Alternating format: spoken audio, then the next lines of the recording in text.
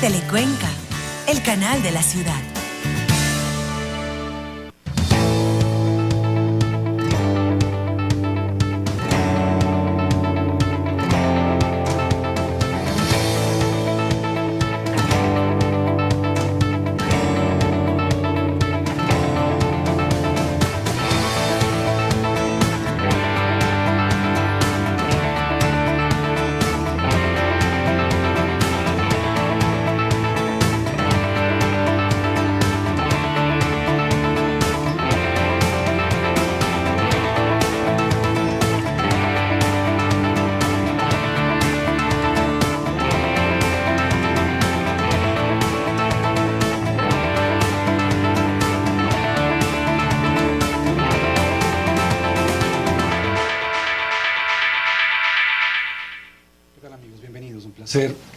Acompañarles en esta hora del día y también poder llegar hasta cada uno de sus hogares. Gracias por ese privilegio grande que nos dan cada día.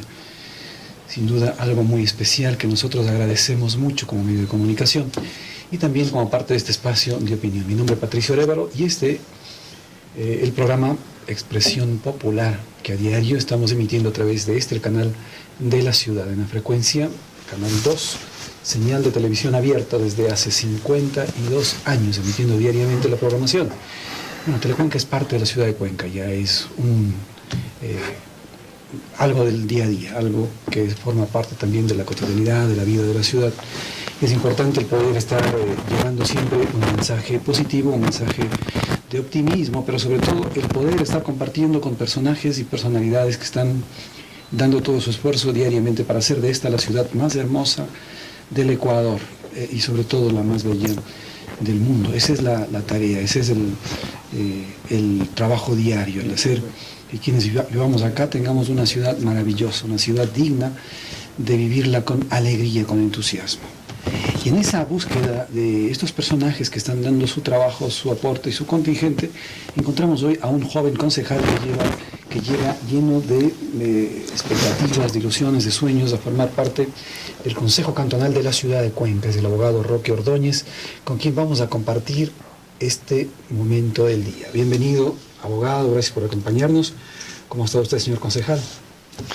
Muy bien, muy buenos días. Un saludo afectuoso a la ciudadanía cuencana que nos escucha por este prestigioso medio de comunicación. Un gusto, a las órdenes siempre. Muchas gracias. Yo le agradezco a usted también y a María Daniela Cárdenas, que ha tenido la bondad de poder facilitarnos la entrevista el día de hoy. Conozco de la agenda apretada que manejan y sobre todo de esas limitaciones que estamos percibiendo también quienes a diario seguimos el transitar de la política, sobre todo de la política local. Situaciones se han dado al interior del Consejo Cantonal, unas sesiones iniciales que dieron cierto espacio a la crítica, a la opinión también, pero que al final lograron tener cierta concreción en cuanto a designar las autoridades que compartan el gobierno con el alcalde de la ciudad, y también en poder tener ese espacio adecuado de gestión al interior del seno del Consejo Cantonal con la organización adecuada de las comisiones. Pero esto llevó a algún inconveniente. ¿Qué pasó en esas sesiones iniciales, señor concejal? Bueno, hay que entender que en un órgano colegiado siempre las decisiones que se adopten van a tener cierto grado de divergencias o puntos de vista diferentes.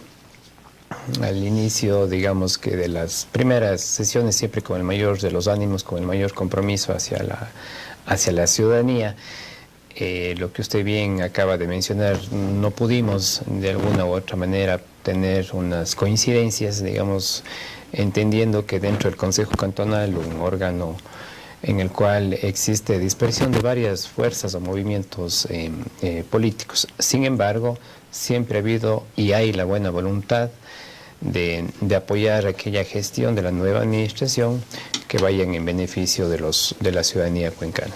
Bueno, entonces, este inicio un poco medio criticado por muchos, pero también bien visto por otros, desde el punto de vista de que quizás se llegó sin estar conversando anteriormente, sino se llegó a una sesión para, ahí en ese momento, buscar quienes tenían interés de participar en los diferentes espacios.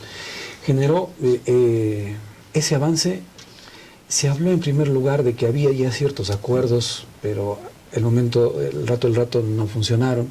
Se vio más bien que salieron otros nombres y bueno, al final tenemos ya un vicealcalde de la ciudad de Cuenca. Esto, desde mi punto de vista, generó cierto malestar al interior del seno del Consejo, que luego ya el momento de armar las comisiones, conozco que hubo una reunión en la que participaron todos, los 15 concejales. Hubo un primer preacuerdo, pero ese preacuerdo quedó cambiado, modificado el fin de semana, y a la sesión ya definitiva se arma una mayoría de 10 concejales que al parecer van a trabajar de manera conjunta en este periodo. ¿Por qué se dio esa sesión extra de los 10 señores concejales luego de haber tenido un preacuerdo ya entre todos los 15? Desconozco, en realidad nosotros como bloque nunca estuvimos en una reunión en la cual usted menciona, donde estuvimos los 15 concejales, donde se pudieron haber tratado temas de interés legítimos de cada concejal, de acuerdo a sus experticias, de acuerdo a sus experiencias. Hubo sí varios procesos de acercamiento, de reuniones con varios movimientos, pero es importante aclarar que nunca fuimos o nunca estuvimos los 15 concejales tratando temas de comisiones, como lo que usted menciona. Ya, sí, es la información que nos había dado el señor concejal Omar Álvarez, de que ya sí hubo algún acuerdo, pero ya el fin de semana cambiaron las cosas. Pero bueno, más allá de esto hace ver de que va a haber una dinámica de 10 señores concejales que van a estar unidos en torno a un criterio que se va a manejar quizás un poco distante de lo que plantea la administración. No, en lo absoluto. Nosotros, mire, por ejemplo, el tema de todos coincidimos en la elección, digamos, del vicealcalde, del compañero Pablo Burbano, en un ejercicio legítimo de conversaciones, de diálogos de manera muy frontales y muy transparentes. Luego de eso vino un proceso, un ejercicio participativo donde, de acuerdo a las experticias, de acuerdo a las experiencias de cada concejal, se pudieron determinar las comisiones que ya son de conocimiento público. Más bien hay el buen ánimo y hay la buena predisposición de apoyar, vuelvo y recalco, la gestión del señor alcalde. Obviamente siempre vamos a tener en el trajinar de este Consejo Cantonal varias divergencias, varias diferencias. Sin embargo, también tenemos coincidencias con varias agrupaciones políticas, digamos de esta manera, pero siempre va a haber el buen ánimo de apoyar y dar gobernabilidad a la nueva administración. Entonces, si hay esa voluntad, yo pude ver un documento que estaba firmado por 10 señores concejales que hablaban precisamente de ese compromiso inicial de armar las comisiones. ¿Considera usted que se debió llegar a eso? Tener algo independiente del Consejo, armar entre 10 señores concejales, firmar un documento comprometiéndose a apoyar las comisiones.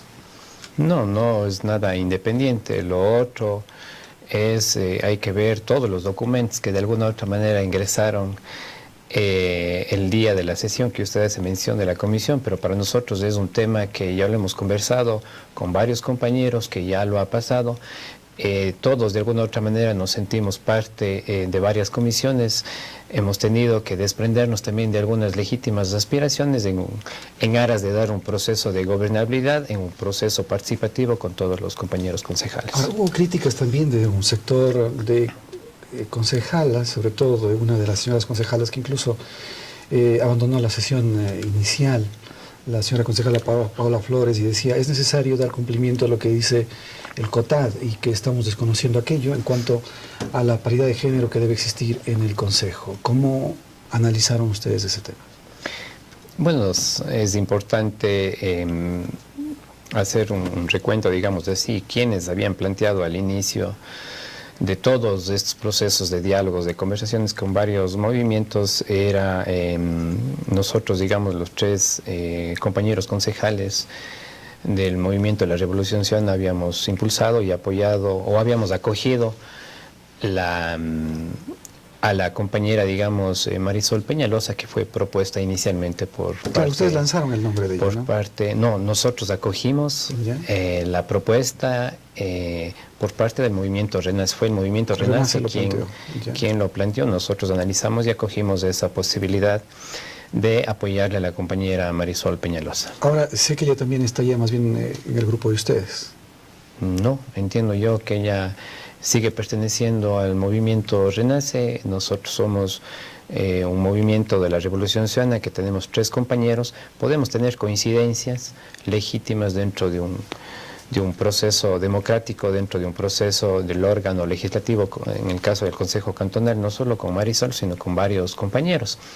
Pero también podemos tener nuestras diferencias, si usted quiere, ideológicas, legítimas, que se dan dentro de un órgano colegiado. Político sobre todo, ¿no? En donde Claro. hay una dispersión de varias fuerzas políticas, cada uno con sus tendencias y sus maneras de pensar, digamos, de esta manera. Son muy respetables, sobre todo, ¿no? Obviamente es un organismo evidentemente político y no tenemos que asustarnos de acciones políticas que se tomen al interior del mismo, ¿no? Y en ese sentido, pues, ¿cómo ve usted las sesiones que se vienen? ¿Van a ser sesiones tranquilas o van a ser sesiones un poco medio agitadas? No, más bien ha habido unas sesiones muy amenas, muy cordiales. Yo también estoy aprendiendo, soy un concejal nuevo que estoy en la administración pública. No he visto ninguna dificultad, obviamente con varias divergencias propias de un proceso, de un órgano como es el Consejo Cantonal. Ahora, estos días se ha hablado mucho de un tema que ya es parte del convivir del cuencano, el tema del tranvía. Bueno, un medio de comunicación local de la prensa escrita dio a conocer de que alrededor de 7 meses se necesitan para que el tranvía funcione. Luego de eso se han generado una serie también de inconvenientes, de preocupaciones, de aclaraciones, y el señor alcalde ha llegado a decir, bueno, 7 meses es en el mejor de los casos, dio a entender eso. Ahora habría que ver qué mismo ocurre, porque hay temas pendientes en cuanto a juicios en el extranjero, hay temas pendientes con patentes de ciertos equipos que tiene el tranvía, bueno, una serie de situaciones que están todavía por definir, la tarifa y demás cosas. ¿Cómo ve usted este tema de los 7 meses que al parecer es lo menos que va a necesitar el tranvía para entrar a funcionar? Bueno, el tema de los 7 meses entiendo yo que lo dijo algún funcionario por parte del municipio de Cuenca, lo cual de cierta manera nosotros como concejales, digamos, nos preocupó un poco, ¿no? En días anteriores nosotros hemos solicitado al señor alcalde, los 3 concejales, hemos firmado un documento solicitando una información detallada sobre el proceso o la etapa de transición entre la anterior administración y esta administración. Creemos pertinente que como concejales nuevos, digamos, deberíamos conocer toda documentación técnica, social, económica, de manera oficial. Hemos solicitado esa información, entiendo yo que en las próximas horas o días nos estarán entregando, y obviamente de ahí nosotros analizaremos ya a profundidad con los propios técnicos, con los propios funcionarios del municipio y entender esa lógica de por qué 7, por qué no 5, por qué no 3 meses. La idea es actuar y tener las decisiones con absoluta responsabilidad, y obviamente para eso es importante conocer de manera detallada documentos oficiales por parte de la propia administración. ¿Conoce usted algo del tema jurídico que se ventila fuera del país? Bueno, yo conocí algo del tema del proceso del tranvía. Yo vengo de la institución del Consejo de Participación Ciudadana, donde se llevaron varios procesos, varias veedurías encaminadas más a la ejecución de la obra del proyecto tranvía. De hecho, en estos días estamos conociendo ya el último informe en el cual se da a conocer el informe final de un proceso ciudadano de varios frentistas de la ciudad de Cuenca, que creemos importante que la ciudadanía cuencana también debería conocer este informe. Nosotros lo estamos analizando, lo estamos revisando. Vuelvo y recalco, es importante tener la documentación oficial por parte del municipio, obviamente para nosotros actuar con absoluta responsabilidad. Otro de los temas que preocupan es el asunto de la tarifa. ¿Para cuándo está fijado o para cuándo esperan ustedes dentro de esa agenda que se había dicho, se ha acordado, una agenda legislativa, una agenda de decisiones que ha sido parte de la decisión para poder elegir al señor vicealcalde? ¿Hay algún momento, se ha fijado ya alguna fecha tentativa de cuándo tratar el tema de la tarifa? No, entiendo yo que es uno de los temas primordiales de la ciudad. Vuelvo y recalco, nosotros hemos solicitado información, entendemos que en los próximos días, por parte del señor alcalde, si así lo considera, si no, nosotros estaremos planteando ya una reunión con las nuevas autoridades del proyecto Tranvía y obviamente revisar los estudios técnicos, sociales, económicos que se vinieron dando por parte de la administración anterior. Pero es importante decir que para nosotros es muy difícil, como bloque le estoy hablando, es muy difícil tocar el bolsillo de los ciudadanos cuencanos. Creemos que de pronto hay algunas gestiones que podrían realizarse con el gobierno nacional, buscando algunos planteamientos, algunos recursos, digamos, que no se toque el bolsillo de la ciudadanía cuencana. Eso es importante, ¿no es cierto?, poder sentir ese apoyo del gobierno nacional, toda vez de que fue el gobierno nacional precisamente el que impulsó la obra del tranvía desde el inicio, ¿no? Entonces, es importante también tener esa coparticipación o corresponsabilidad en este importante sistema de transporte. Si bien es fundamental, existe preocupación también en algunas zonas o parroquias hoy rurales, pero que ya son más urbanas que rurales, como la parroquia de Ricaurte, en la que mucha gente estaba acostumbrada a usar la línea 100 para movilizarse, pero esa línea 100 va a ser únicamente un alimentador hoy al tranvía. ¿Ha habido acercamiento con la gente en Ricaurte para poder conocer las preocupaciones de ellos? No solo con Ricaurte, hay varios sectores de la ciudad de Cuenca que tienen algunos inconvenientes en cuanto a al servicio del medio de transporte público que no llega a las zonas en donde debería llegar. Yo en los próximos días nos estaremos reuniendo con un grupo de ciudadanos que es el Comité de Usuarios del Transporte Público, que han venido ellos de alguna u otra manera incentivando, motivando, presionando, digamos, a la anterior administración para que ciertas líneas del transporte público puedan llegar a diferentes sectores, que es una necesidad, que es un servicio, que es dignidad también para el sector rural, y obviamente la idea es ir analizando de a poco los grandes problemas de la ciudad para poder tomar las mejores decisiones. Ahora, al interior de la municipalidad, el alcalde de la ciudad de Cuenca ha hablado de la necesidad de austeridad y ha planteado ciertos elementos como el tema del uso del celular, el uso de los vehículos y el uso de ciertos elementos que sin duda son necesarios para la gestión de una autoridad de la ciudad, llámese concejal, llámese director, llámese gerente o llámese también alcalde, pero que generan, yo diría, esa inmediatez para poder hacer noticia, ¿no? Sin duda, repercute en la gestión adecuada que debe tener un funcionario. ¿Cómo han tomado ustedes al interior del Consejo Cantonal esas decisiones administrativas en cuanto a la regulación del uso de vehículos, del uso de celulares, del uso de ciertos medios que sin duda hoy son indispensables para la gestión? Bueno, en el tema del uso de los celulares desconozco, de manera personal estoy hablando, no hemos tenido ningún beneficio en cuanto al uso de los celulares. Yo utilizo mi celular, tengo mi plan, yo lo pago. Sin embargo, en cuanto al uso del vehículo sí ha habido una restricción. Nosotros respetamos como el que más las decisiones que pueda adoptar el señor alcalde. Sin embargo, creemos pertinente que el vehículo, al nosotros, digamos, como concejales, estar en un contacto directo con la ciudadanía, con los barrios, con las diferentes parroquias, sí lo podemos sentir como una herramienta de trabajo.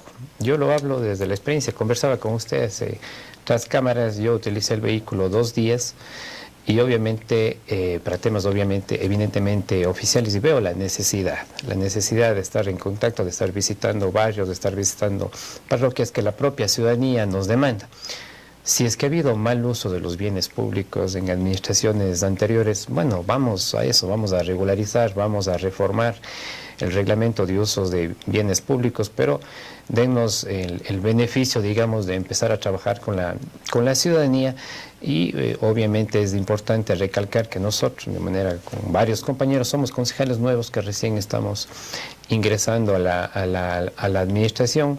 Entonces, vuelvo y recalco, nosotros respetamos como el que más, pero dejamos sentado de que sí es indispensable tener algunas, digamos, que herramientas, como en este caso, que es el vehículo que nos pueda trasladar ahora mismo digamos que hubo una demora por mi parte, por varios aspectos. Tuve que venir en mi vehículo, lo vengo con el mayor de los gustos, siempre lo he hecho. Muchas gracias. Pero sí es importante, a veces la ciudadanía desconoce muchos aspectos o muchos temas que pasan al interior del Consejo Cantonal, que pasan al interior de varios concejales. Si ha habido, vuelvo y recalco, mal uso, es importante identificar, es importante sancionar al concejal, no solo al concejal, sino a aquellos choferes que se han prestado, digamos, para venir realizando el mal uso de bienes públicos. Bueno, Cuenca es una ciudad grande hoy, ¿no? Necesita de ese apoyo, sin duda, del apoyo del tener un vehículo, de poder tener un chofer, porque a veces son viajes largos y a veces es también la dificultad de tener dónde estacionar, porque es otro lío también y es importante tener ese apoyo. Ahora bien, eso tampoco va a influir fuertemente en el tema del presupuesto de la institución, no va a ser un ahorro tan significativo, pero bueno, genera cierta idea de la gestión que se va a realizar y da a entender de que va a ser efectivamente de austeridad, y eso esperamos, ¿no? A veces se dice que la calentura no está en las sábanas, hay que revisar bien en dónde está el problema a veces. No solo es para los concejales, entiendo yo que es para los directores. Claro, gerentes y todo. Y gerentes. Yo me pongo a pensar aquellos directores departamentales técnicos que tienen que visitar varios espacios, varias parroquias en el ejercicio propio de su actividad.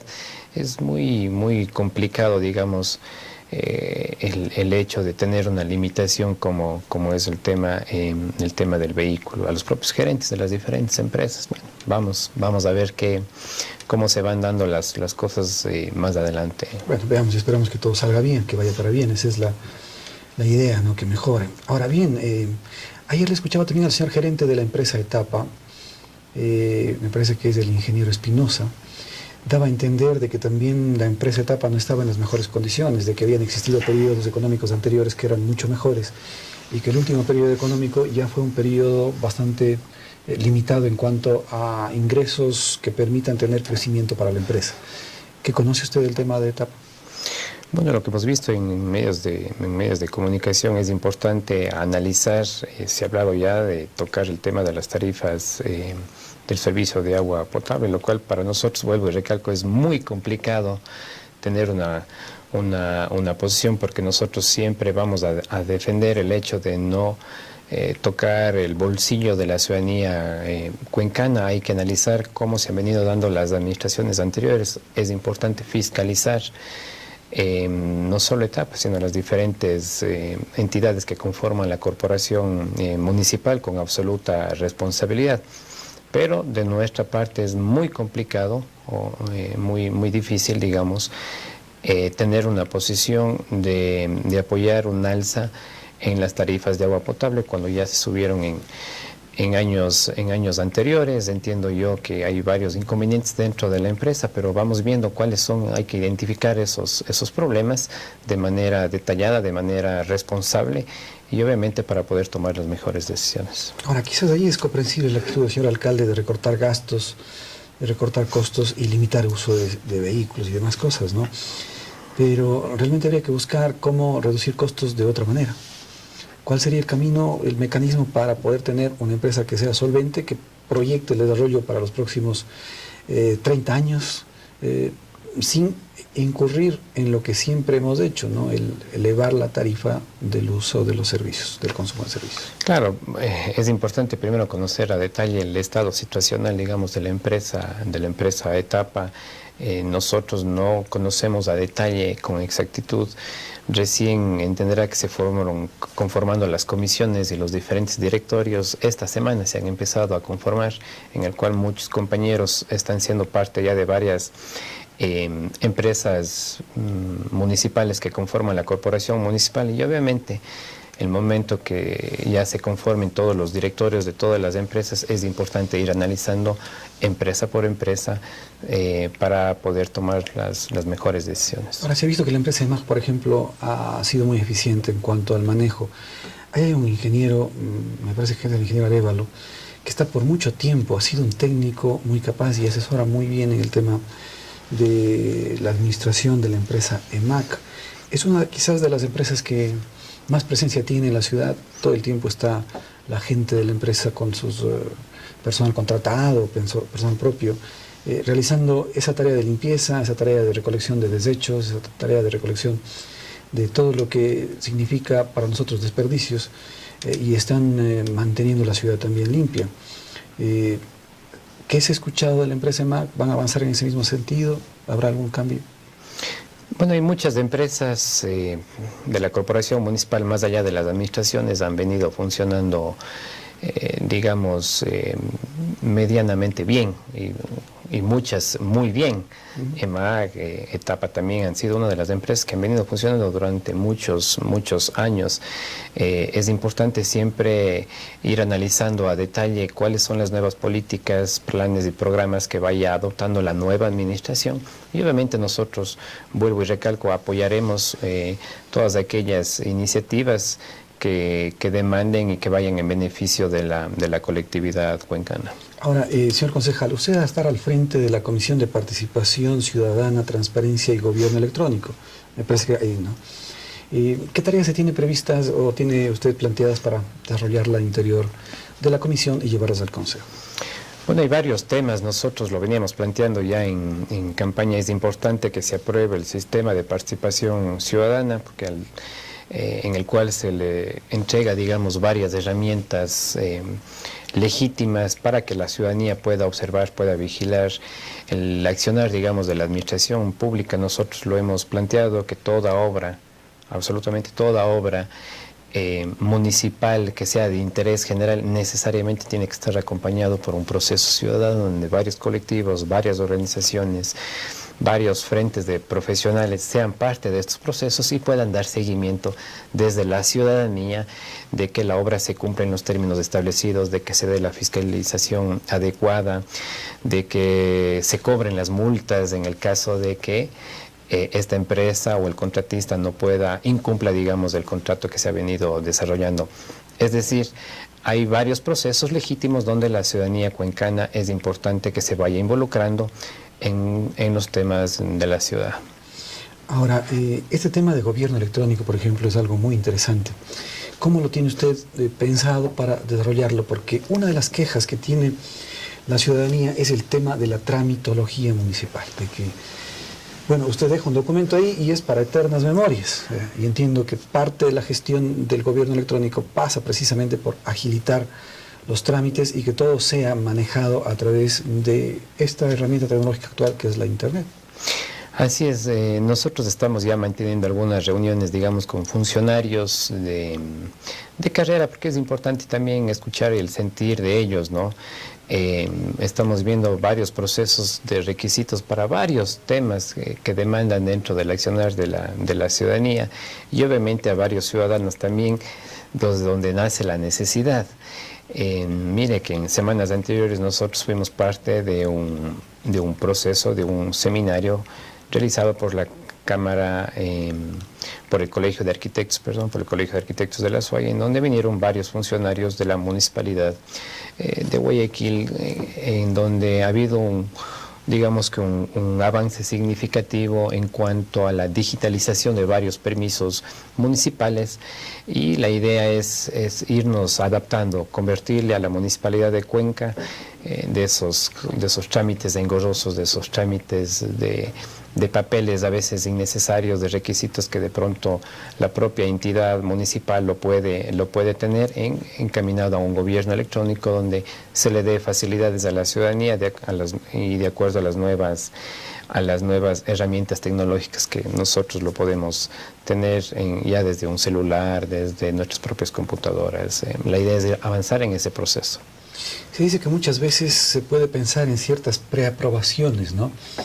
Y ciertas preaprobaciones que vengan de la confianza que se le entrega al ciudadano para que entregue información, y que con esa preaprobación pueda empezar una obra, pueda empezar un negocio, pueda empezar a realizar actividades, obviamente pagando también los tributos, las tasas, las contribuciones que tenga que hacerlo, y que luego vendría ya la revisión posterior y la sanción en el caso de que exista algún engaño en la información presentada.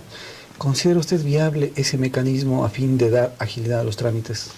Sí, vuelvo y recalco, la idea es empezar una lógica de de ir eliminando cierta tramitología que se puede dando en el municipio, en varios departamentos, en varias dependencias por parte de la corporación municipal.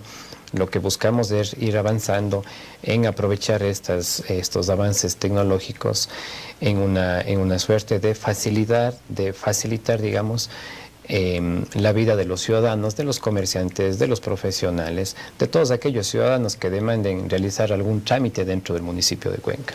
Otra de las áreas importantes de su comisión es la que tiene que ver con transparencia. Y la transparencia pasa precisamente por hacer las cosas que se deben hacer y en el momento adecuado también y oportuno y con los costos correctos. ¿Cómo manejar ese tema desde la comisión que la preside usted? Bueno, hay varios temas, ¿no?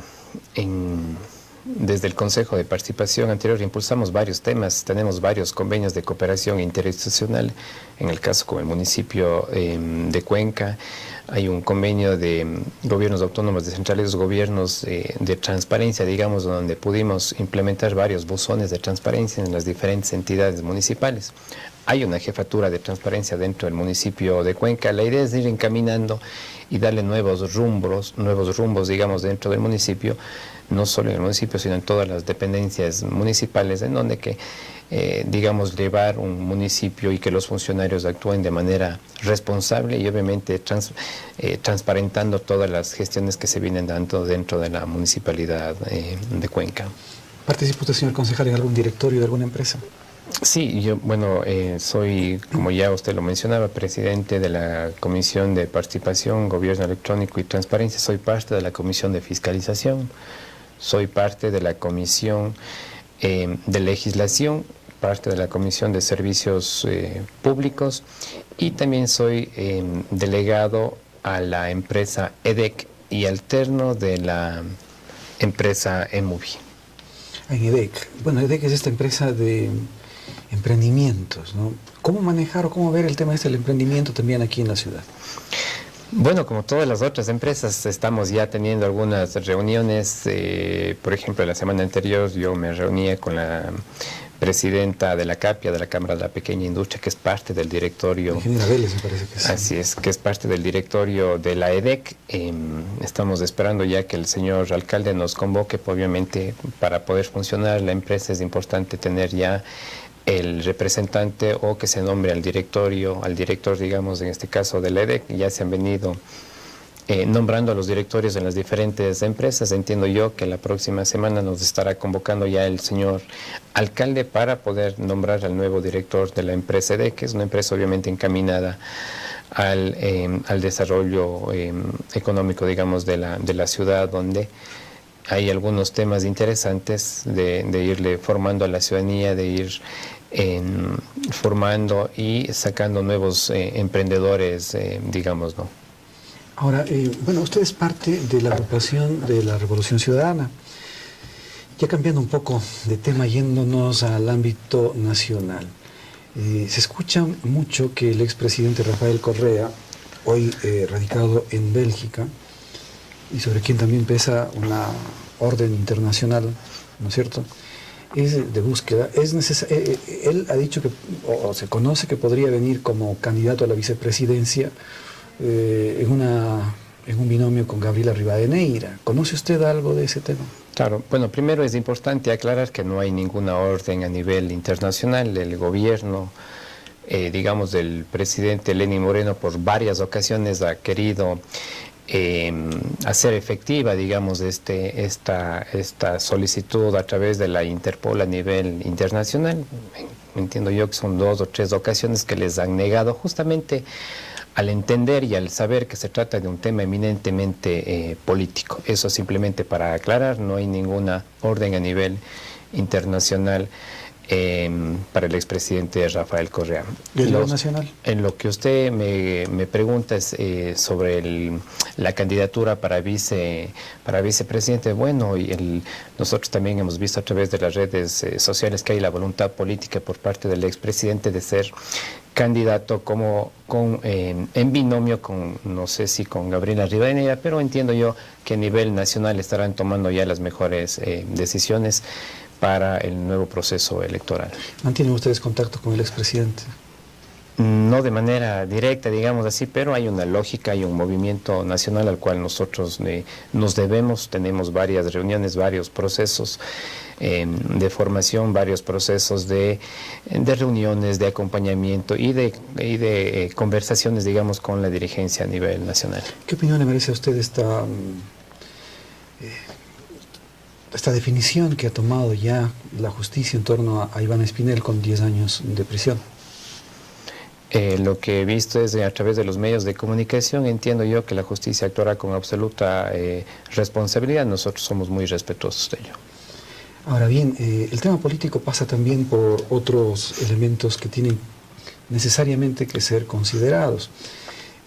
Hoy el país avanza y se dice que está enredado en una serie de deudas, en una serie de situaciones que complican el desarrollo del mismo. El señor presidente Lenín Moreno ha hablado de 75.000 millones de deuda, que son una obligación que tiene el Estado Nacional y que eso le está generando muchas complicaciones. Hoy la gasolina súper está liberado su precio, el gas también a nivel industrial, para uso industrial está liberado también su precio.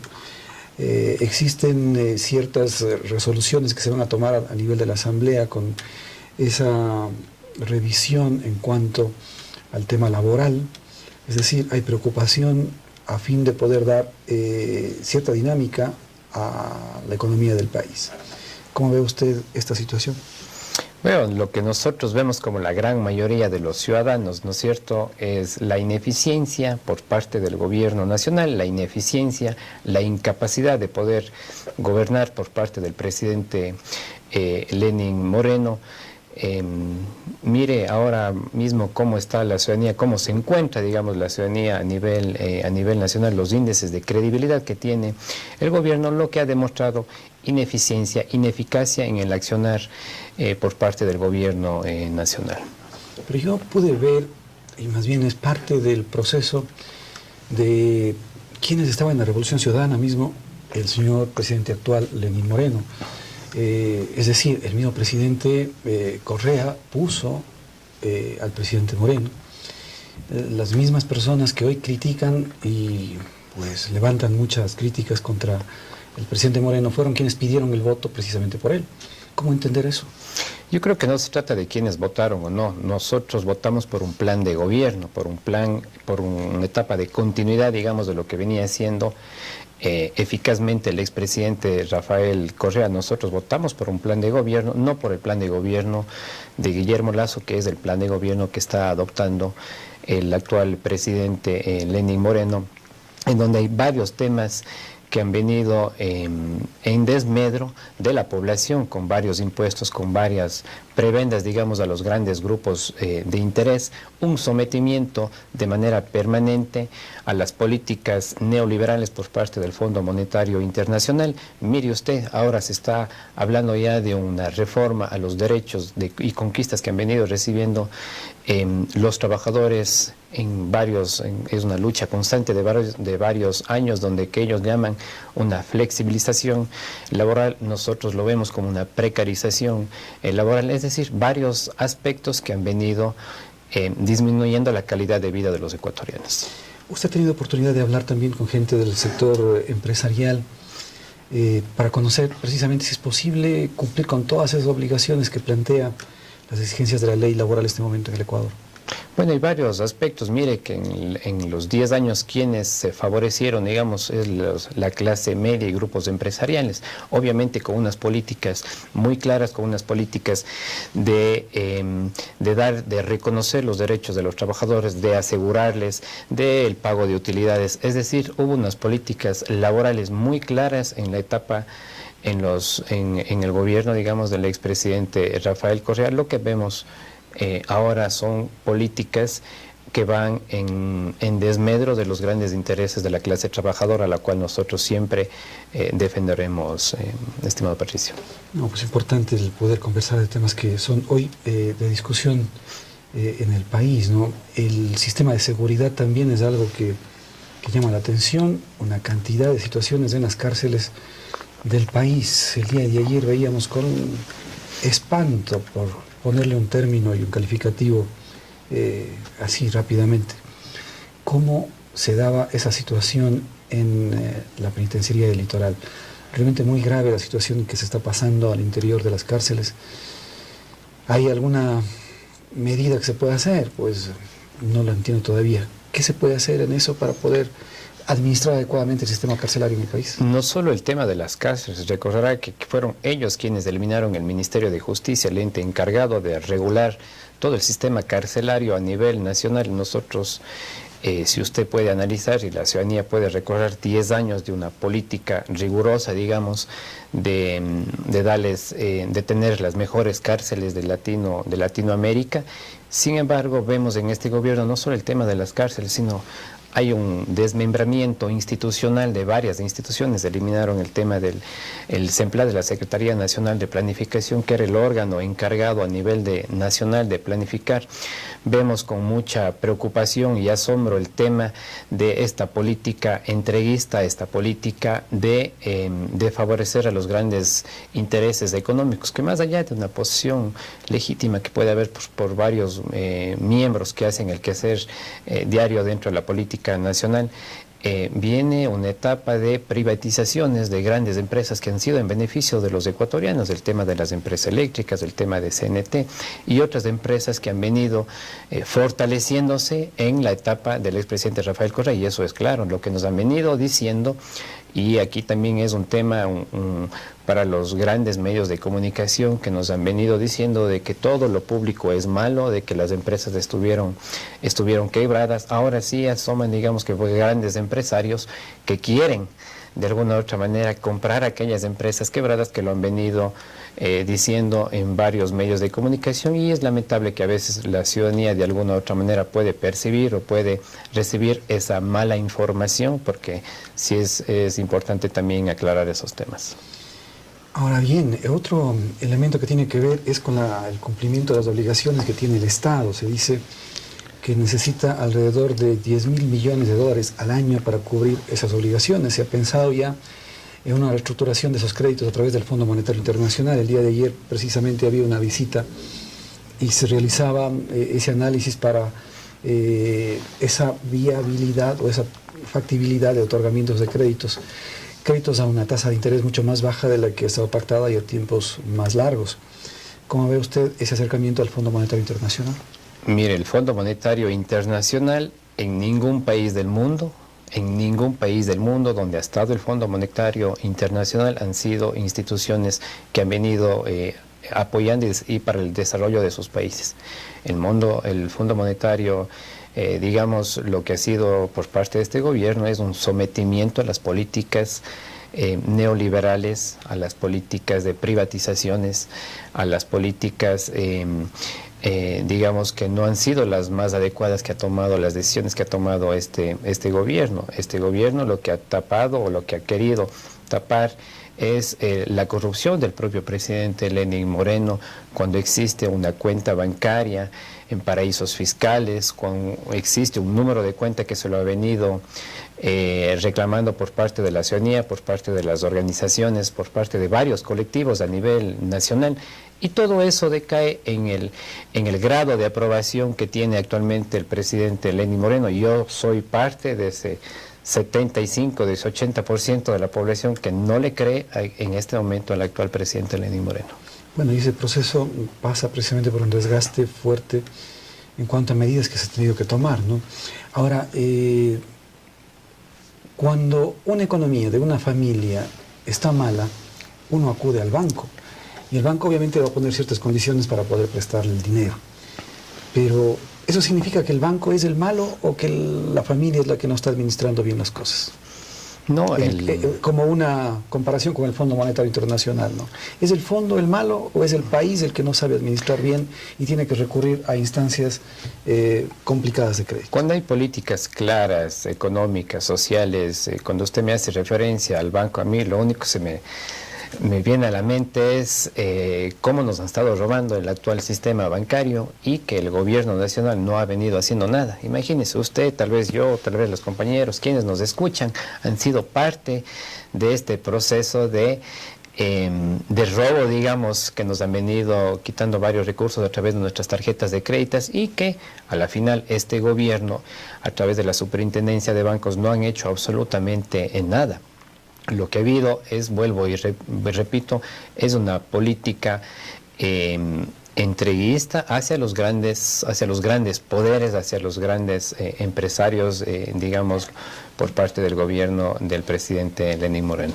Pero parece que fue también algo similar a lo que ocurrió en el gobierno del expresidente Correa, ¿no? Porque fueron los mayores beneficiarios, se veían las mayores utilidades del sistema financiero precisamente y de las mismas empresas grandes que seguían creciendo más. ¿Es una continuidad de esa gestión?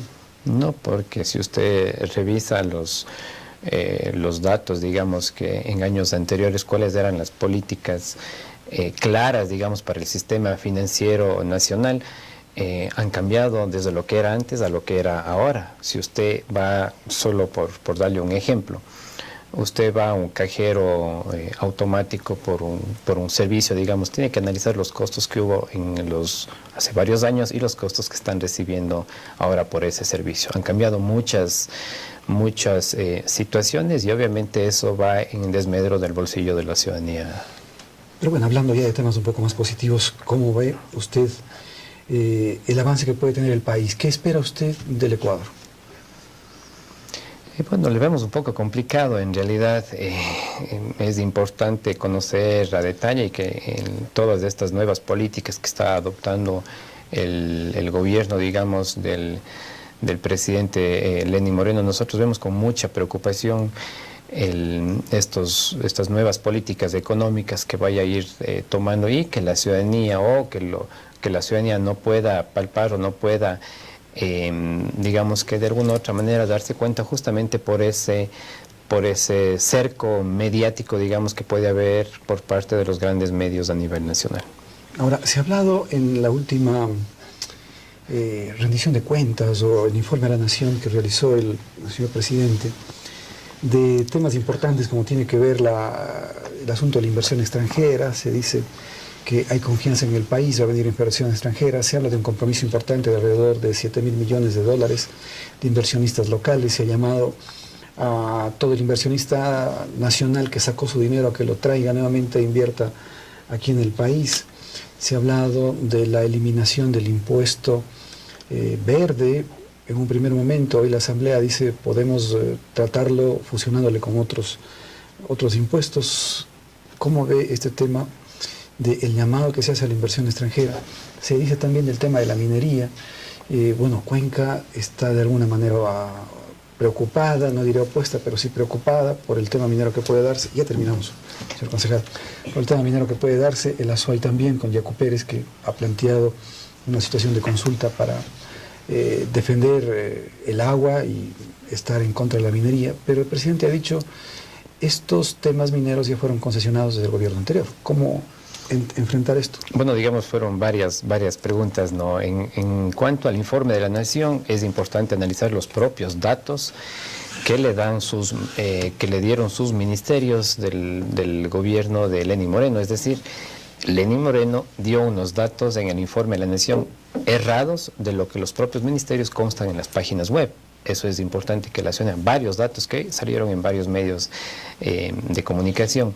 Lo uno, en cuanto al tema minero, nosotros somos muy respetuosos. En el proceso electoral anterior hubo una consulta, digamos, popular en el Cantón Girón. Nosotros somos respetuosos como el que más en los temas mineros.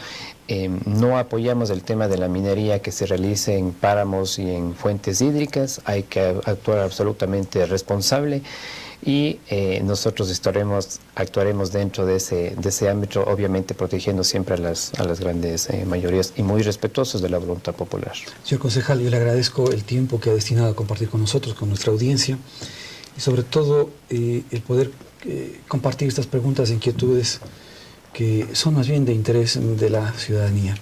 Muchas gracias, señor concejal. Muchas gracias a usted y siempre un gusto estar en este prestigioso medio de comunicación. Muchas gracias. Esperamos que nos visite con frecuencia y que haga de este espacio su espacio de opinión, de expresión y de acercamiento también constante a la ciudadanía, porque necesitamos todos estar informados y contar con esa presencia de nuestras autoridades. Sí, sí, simplemente cuando hablamos de estar en contacto con la ciudadanía, más bien nosotros aprovechamos el espacio, ratificar nuestro compromiso que lo venimos asumiendo en la etapa de campaña. Quien le habla ha venido ratificando y se comprometió en estar todos los días lunes. Nosotros estaremos en la glorieta del Parque Calderón a partir de las 10 de la mañana, recibiendo aquellas inquietudes, aquellas observaciones por parte de la ciudadanía, en este relacionamiento directo con varias organizaciones, con los ciudadanos, sin ningún tipo de agenda, digamos, sino más bien de manera frontal y directa. Estaremos todos los días lunes atendiendo a la ciudadanía a partir de las 10 de la mañana en la glorieta del Parque Calderón. Muchas gracias, señor concejal. Hoy hemos compartido entonces con el abogado Roque Ordóñez, concejal de la ciudad de Cuenca, quien ha tenido ese, yo diría, nos ha dado esa oportunidad de poder compartir y de poder llevarles hasta cada uno de ustedes esa opinión y ese criterio de lo que existe hoy en el Consejo Cantonal y también a nivel del país. Recordarles que los días lunes, dice el señor concejal, a partir de las 10 de la mañana estará constantemente en la glorieta del Parque Calderón recibiendo las preocupaciones de todos quienes quieran tener acercamiento para que su voz sea escuchado en el interior y al seno del Consejo Cantonal. Bueno, muchas gracias, señor concejal. Yo les quiero invitar a ustedes a participar de una entrevista importante que nos ha tenido la gentileza de compartir nuestra cadena aliada La Voz de América sobre esta situación que existe en Venezuela y sobre el proceso que se está viviendo en torno a la definición democrática que esperamos que se dé en el gobierno de la hermana República de Venezuela. Es una entrevista luego de este diálogo fallido que se ha dado en Noruega con José Ignacio Hernández, el ex procurador especial de Venezuela en Estados Unidos y en el exterior, quien la entrevista es precisamente esta compañera de La Voz de América, Cristina Caicedo Smith. Estamos de regreso luego de esta entrevista. Gracias. Gracias, señor concejal. Listo, gracias a usted. Muchas gracias. Gracias a las órdenes. Cualquier cosa estamos ahí. Gracias. Gracias.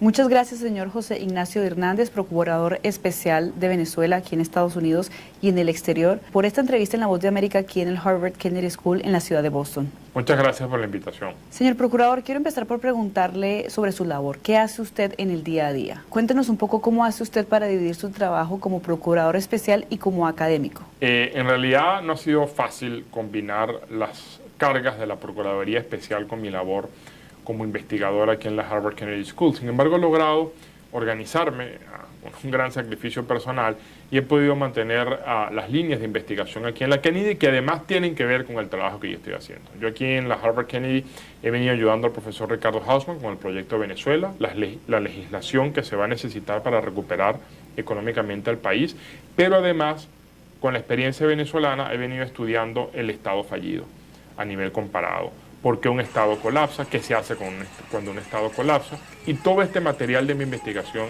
me es de gran utilidad para mi trabajo en el día a día como procurador.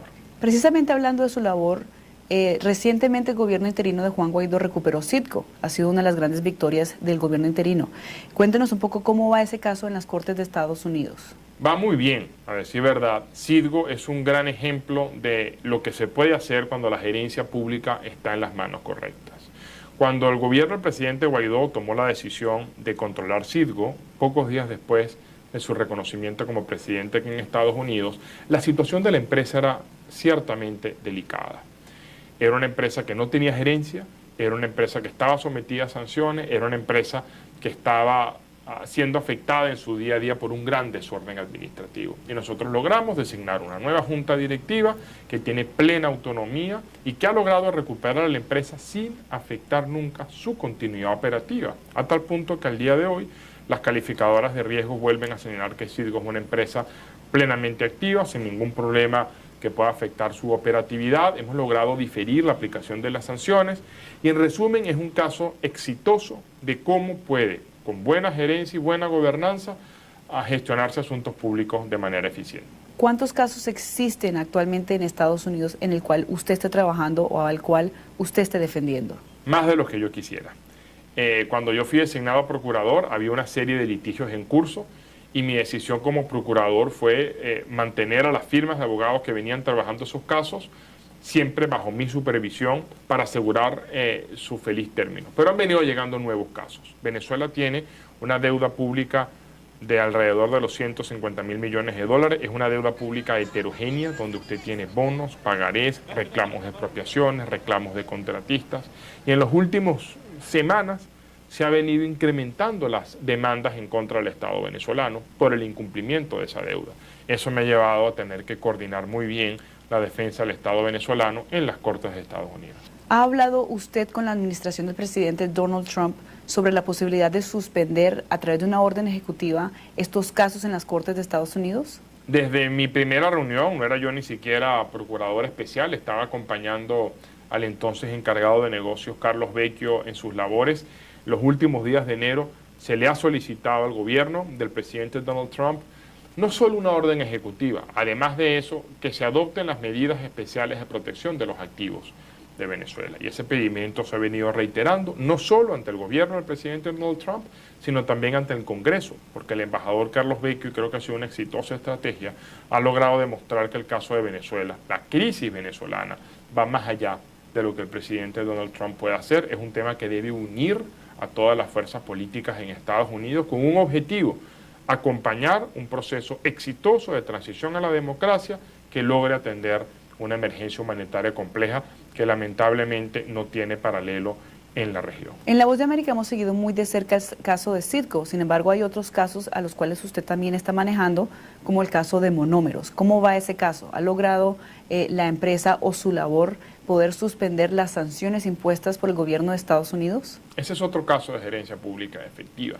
Monómeros, cuando antes de tomar el control, tenía el mismo problema de Citgo. No había gerencia pública. Recordarás que además quien había sido designado como presidente ni siquiera pudo entrar a Colombia. Es decir, una empresa que estaba sin gerencia, con notables problemas organizativos. Hoy día eso está superado. Hay una nueva gerencia que con gran compromiso está asumiendo las riendas de la compañía y hemos venido conversando con el gobierno de Estados Unidos para solicitar el diferimiento de la aplicación de las sanciones a Monómeros. Yo tuve la semana pasada algunas reuniones en este sentido y no tengo dudas que en los próximos días el Departamento del Tesoro y los FAC van a extender o diferir en el tiempo, la aplicación de las sanciones a Monómeros, y eso va a permitir que la empresa siga continuando su giro comercial con toda normalidad.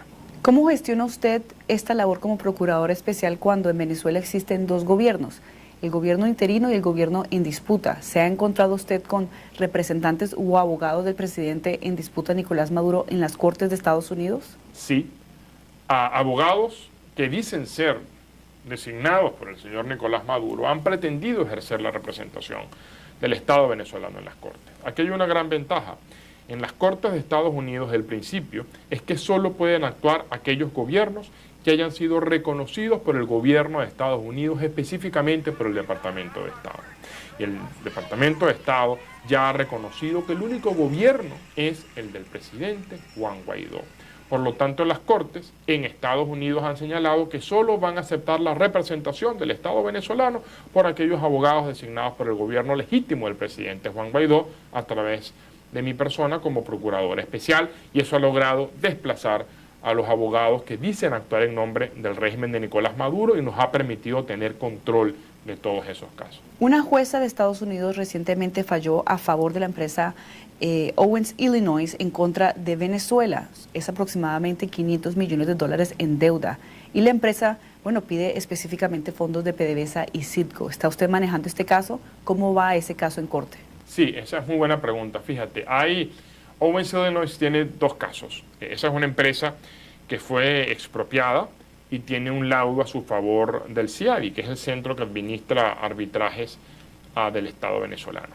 Esa empresa tiene un caso que fue ya confirmado, en el cual la empresa solicitó que se ratificara la validez del laudo dictado por el CIADI. Y en ese caso, la Corte en D.C. decidió ratificar el laudo. Esa es una decisión normal. Por cierto, en ese caso también dijeron que solo los abogados del presidente Juan Guaidó podían ejercer la representación del Estado venezolano. Eso nos permitió, por cierto, alegar un tema muy técnico, pero que en definitiva implicó un ahorro de casi 20 millones de dólares en intereses. Pero luego la empresa está pretendiendo cobrar ese laudo arbitral contra PDVSA y Citgo, alegando que PDVSA y Citgo son el alter ego o son meras instrumentalidades de la República y de PDVSA. Ese caso está suspendido porque hay otros casos pendientes de decisión con el mismo argumento.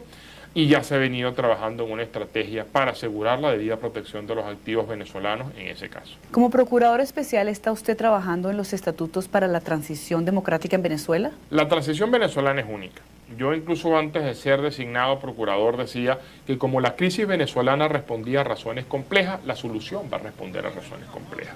Y una posición, y ya aquí te hablo como profesor, no como procurador, una visión con la cual yo no estaba de acuerdo es con algunos profesores en Venezuela que dicen que el conflicto en Venezuela es un conflicto político y que por lo tanto tenemos que ver transiciones políticas, como la de Brasil, por ejemplo, como la de Portugal en ciertos casos, como la de Chile. Y yo estoy en desacuerdo con esa tesis porque en Venezuela en realidad hay tres transiciones. Hay una transición de un régimen autoritario a un régimen democrático.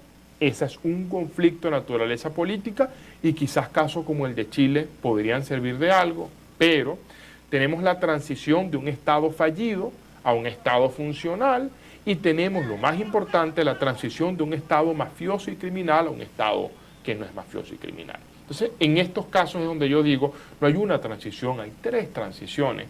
Y lamentablemente los casos que a mí me citan como el de Chile eran casos de transiciones políticas solo de un régimen autoritario a un régimen democrático. ¿No? Si ese fuese nuestro caso, quizás ya la transición se habría dado. Por eso la transición en Venezuela está tardando, por eso va a ser un proceso muy complejo, pero yo no tengo la menor duda que se va a lograr muy pronto una transición efectiva y exitosa hacia una democracia. Usted recientemente escribió un artículo en el New York Times en donde dice que no cree en unas elecciones, en una salida solo con elecciones democráticas en Venezuela.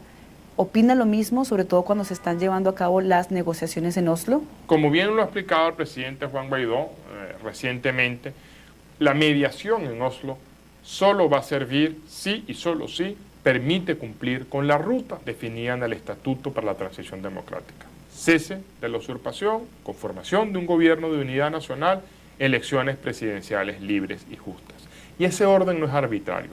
Cuando la Asamblea Nacional diseñó ese orden, tenía en cuenta que solo es posible celebrar elecciones en Venezuela si antes rescatamos las condiciones de integridad electoral.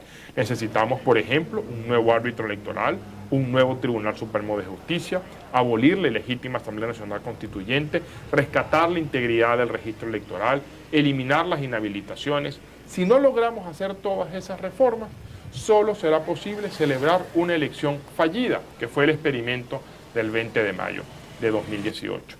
Y lamentablemente la crisis venezolana no aguanta una elección presidencial fallida. Es por eso que el orden sigue siendo el cese de la usurpación como condición necesaria para tener unas elecciones, sea que esa solución se logre en Venezuela, sea que esa solución se logre en Oslo, sea que esa solución se logre en la OEA o en cualquier otro escenario. ¿Qué opina usted al respecto sobre la convocatoria del presidente en disputa Nicolás Maduro para una nueva elección de la Asamblea Nacional? Es la misma noticia del 2018, la misma noticia del 2017. El señor Nicolás Maduro cree que con una nueva elección de la Asamblea Nacional se va a solucionar el problema. Eso no tiene ningún fundamento. El problema con la Asamblea Nacional no es la elección.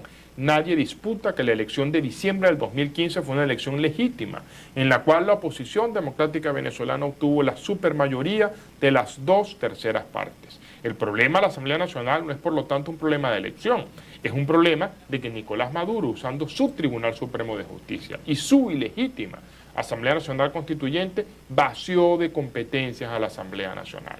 Y eso solo se va a solucionar cuando a la Asamblea Nacional se le retornen todas las competencias como legítimo titular del Poder Legislativo en Venezuela. Las próximas elecciones en la Asamblea Nacional van a ser en diciembre del 2020 y de nuevo, esta idea de una elección anticipada a la Asamblea Nacional no es más que volver sobre una tesis que en el pasado ya señalamos que no tenía ningún fundamento. ¿Cómo ve su labor en las próximas semanas y meses debido a que la crisis continúa y el presidente en disputa, Nicolás Maduro, no ha salido del poder? ¿Qué piensa que va a estar haciendo?